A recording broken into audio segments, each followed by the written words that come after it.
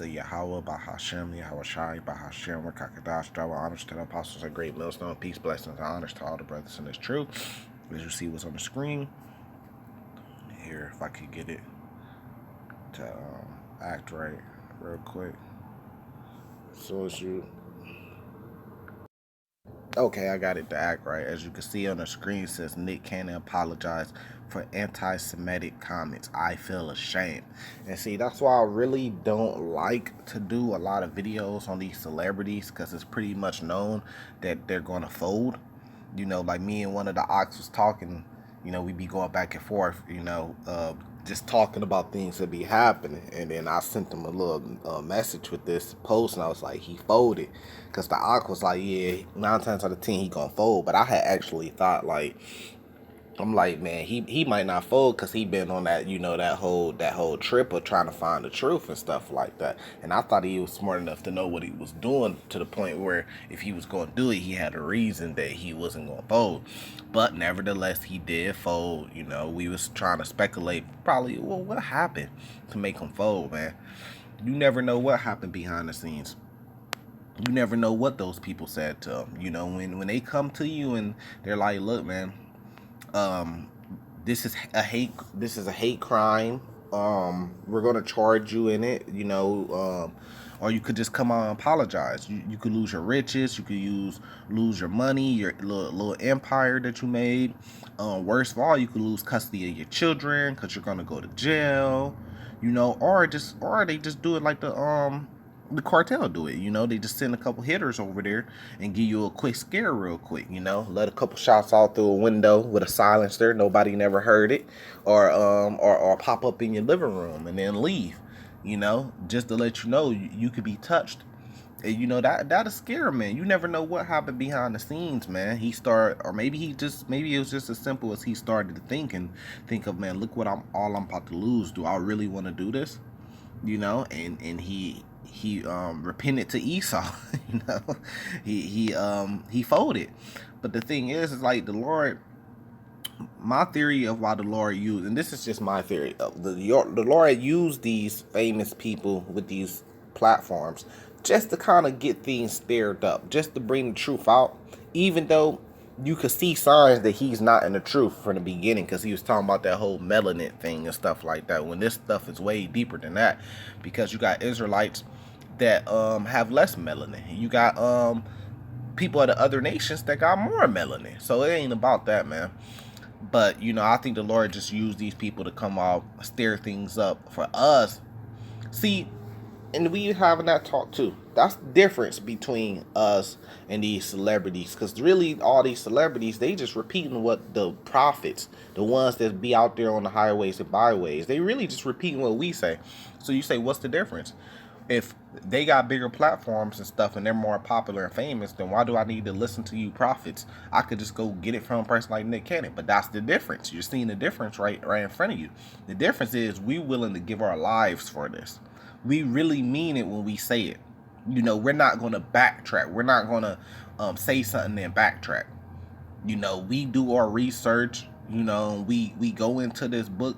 We study it day and night to make sure we're giving the people the correct things in everything that we say. We're willing to die about it. We're willing to give our life for Yahweh, Bahashem, Yahweh Shai.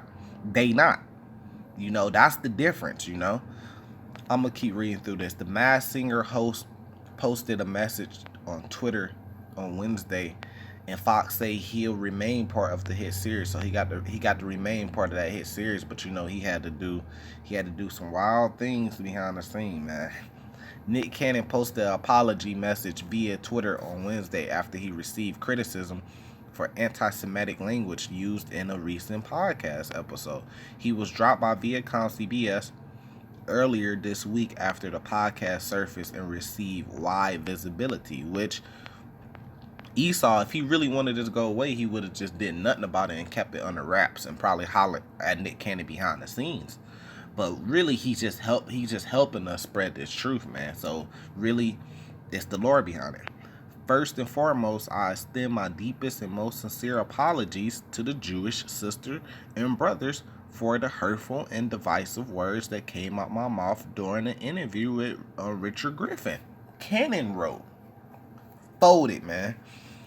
They reinforce the worst stereotypes of the proud and magnificent people. He even had to look. He on his knees at this point, man.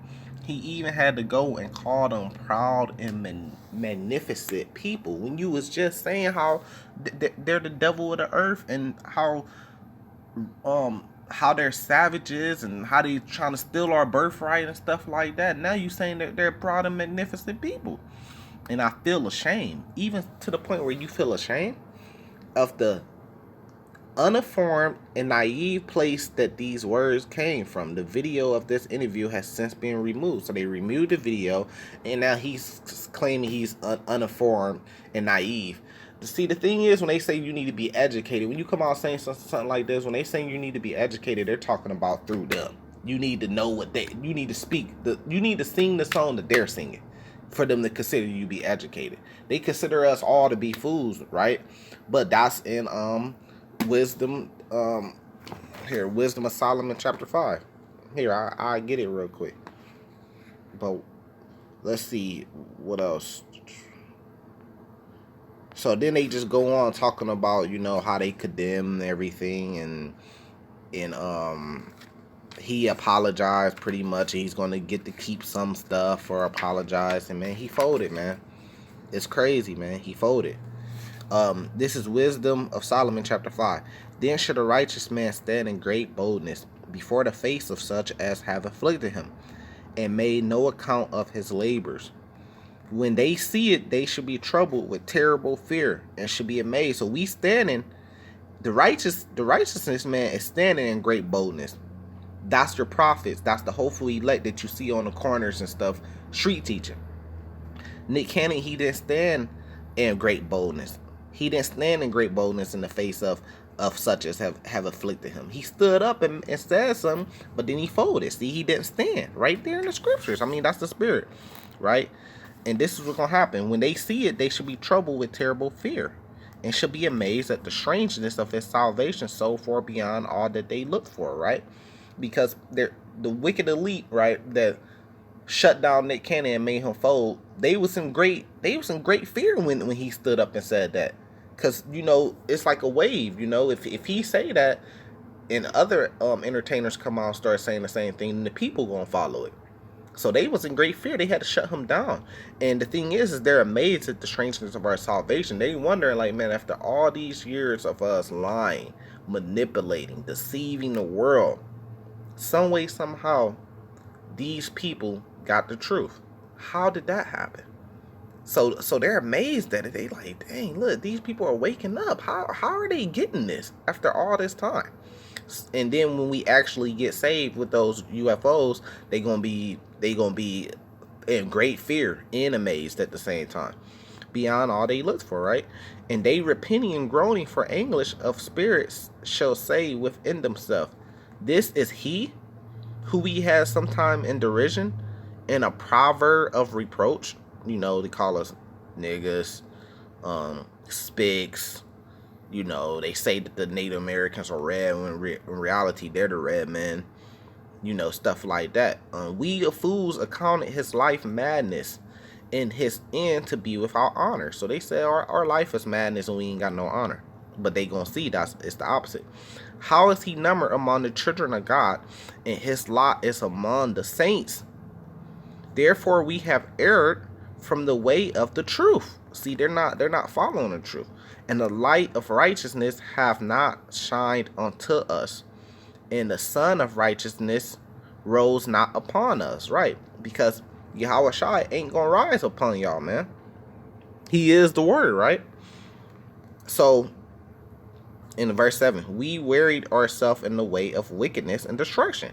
Yeah, we have gone through deserts where there lay no way, but as for the way of the Lord, we have not known it. So that's talking about the people here on earth, man. Y'all don't know the way of the Lord. We trying to teach y'all, but, you got your wicked elite and you got the rest of the Edomites that's stepping up against that to try to bring that down. But ultimately, when the Lord starts delivering us, they going to see it and they going to be in great fear, and it's going to be nothing you could do. It's going to be game over. Let's get some more scriptures. This is Matthew chapter 5. Let's start at verse 17. Think not that I come to destroy the law or the prophets. I am come not to destroy, but to fulfill. For verily I say unto you, to heaven and earth pass, one jot or one tittle should in no wise pass from the law, to all be fulfilled. So is the law done away with? Did the New Testament come and the law was done away with? No. The law is not done away with. That's coming directly from Yahweh Shai, who the world calls Jesus himself, saying that not one jot or tittle should pass in no wise from the law. Right? Verse 19 is the point I believe I want. Yeah. Whosoever therefore should break one of these least commandments and should teach man so, he should be called the least in the kingdom of heaven. But whosoever should do and teach them, the same should be called great in the kingdom of heaven. That's what separates us from your entertainers that think they got the truth, and us brothers that actually out there on the streets, highways and byways teaching this word. That's what separates us. Because we keep the law, statutes, and commandments. We the hopeful elect that we gonna be called great in the kingdom of heaven. And they gonna be in the kingdom of heaven too, but they gonna be called least in the kingdom of heaven, because when the time came, they didn't stand tall for this. They didn't stand tall for Yahweh Shai, man, for the word, for the truth. This is Matthew chapter 16, verse 25. For whoso start at verse 24. Then said Yahweh Shai unto his disciples, if any man should come after me, let him deny himself and take up his cross and follow me. So he got on that trail, Nick Cannon, Dwayne Wade, he got on that trail, but he folded and he fell off of it, right? Falling away. It talks about that when it's talking about the man of prediction, the man of sin, right? For whosoever will save his life should lose it, and whosoever will lose his life for my sake shall find it. So Nick Cannon, you jumped back, you jumped off the train in order to save your life, but you jumped to your death. You gonna lose it, and we that standing bold as a lion, as it says in Wisdom of Solomon chapter 5, we willing to lose everything and lose our life for this truth, man, because we truly believe we gonna find it. And see, that's the difference. Do you really believe or not? See, a person with intelligence could read something, could get knowledge, and say, man, look, this is the truth. This got to be the truth. We the Hebrew Israelites, this is the truth. But it's a difference from being intelligent and being able to just get facts and knowledge to actually believing. See, he don't really believe it. He know it because he's intelligent enough to go research it. But do he really believe it? No, he don't really believe it. That's the difference. We really believe it, that we willing to give our life for it, man. So you're gonna be tested. You say you want to ride. You say you believe. Well, then Yahweh Shai going to test you, or Yahweh the Father. That's in the book of Job. Matter of fact, I'm gonna go to that next. Here, let me find this one that I wanted. When it's talking about Matthew chapter 19. Verse 23, then said Yahweh Shai to his disciples again, verily I say unto you, that a rich man shall hardly enter into the kingdom of heaven. And again I say unto you, it is easier for the camel to go through the eye of the needle than for a rich man to enter in the kingdom of God. Why? Because you're not going to be willing to give up those riches.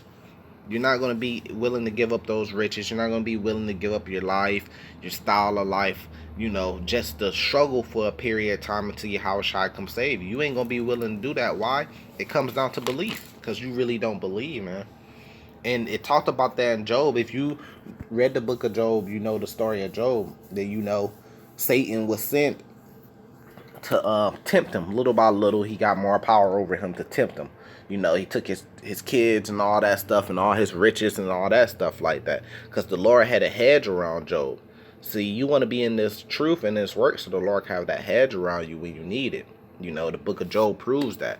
But, at the end, Job kept getting tested, but he stood strong. Nick Cannon, if he would have read the book of Job, then he would have understood what was going on, what he needed to do. See, that's why you need to read the Bible, so you can know what to do. That's this word is Yahweh Shai is the word. So you getting this truth and this knowledge and this wisdom. That's why you need to read the Bible and study it day and night.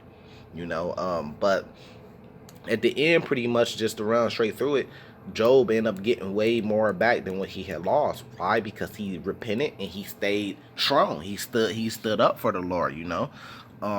This is Job chapter 42. I'm just going to jump to the end. Verse 10. And the Lord turned the captivity of Job when he prayed for his friends. Also the Lord gave Job twice as much as he had before. Then came there unto him all his brother and all his sister, and all they that had been of his acquaintance before, and did eat bread with him in his house. And they bemoaned him and comfort him over all the evil that the Lord had brought upon him, right? Every man also gave him a piece of money, and every one an earring of gold. So the Lord blessed the latter end of Job more than the beginning, for he had 14,000 sheep. Man, if you have 14,000 sheep today, you would be a very wealthy man. You would be in the millions. You know, you could do a lot with those sheep. You keep breeding them. You cut them down. You know, ship out the meat. They have babies. They make milk. I mean, sheep is, you know, and then even with the skin, the fur, it's a lot of different things you could do with these animals. 6,000 camels. There's a lot of different things you could do with 6,000 camels, and 1,000 yoke of oxen, and 1,000 she asses. He had also 7 sons, so he had 7 sons and 3 daughters, right? And he called the name of the first, then it just goes into the name and stuff like that. Verse 15, and in all the land where no woman found so fair as the daughters of Job, he had the most beautifulest daughters, right? And their father gave them a heritage among their brethren, right? And you know, if you got the most beautifulest daughters, that's wealth too right there, you know, because 9 times out of 10, the most wealthiest men, the kings, are going to be coming after them, you know, and that's heritage, you know. But that's the point, is that Job stood tall, man. Now the thing on Dwayne Wade, I know it's the end, but the thing on Dwayne Wade is he started folding for no reason. We scrolling through social media, and then I just see Dwayne Wade start folding. I'm like, I didn't even know you was coming under fire. Like, you just jumped on the fold wagon, like, for no reason. I mean, I guess he had put a tweet out saying he supporting Nick Cannon pretty much. And then when he seen what happened to Nick Cannon, he just went and just folded and said, I'm sorry, I didn't know exactly what he was talking about, you know, which is what the wicked elite Esau planned. You know, they want to get straight to it. That's why Nick Cannon was fired so quick, because they want to get straight to it, and they want to cut Nick Cannon, and they want to make an example of for the rest of the slaves. You know, so if they're swift with him and harsh with him, then it's gonna make an example that the rest of the slaves that might have some information, that thought about coming out with some information, gonna fall back and not come out. But that's fine, because the Lord don't need them, man. This is only for the elect, man. You know, so we gonna continue doing this work, and the Lord he got everybody where he wants to be, and prophecy will be fulfilled. That's in the book of Romans chapter 3, you know. So with that, I'm gonna say salvation to the elect. Shalom.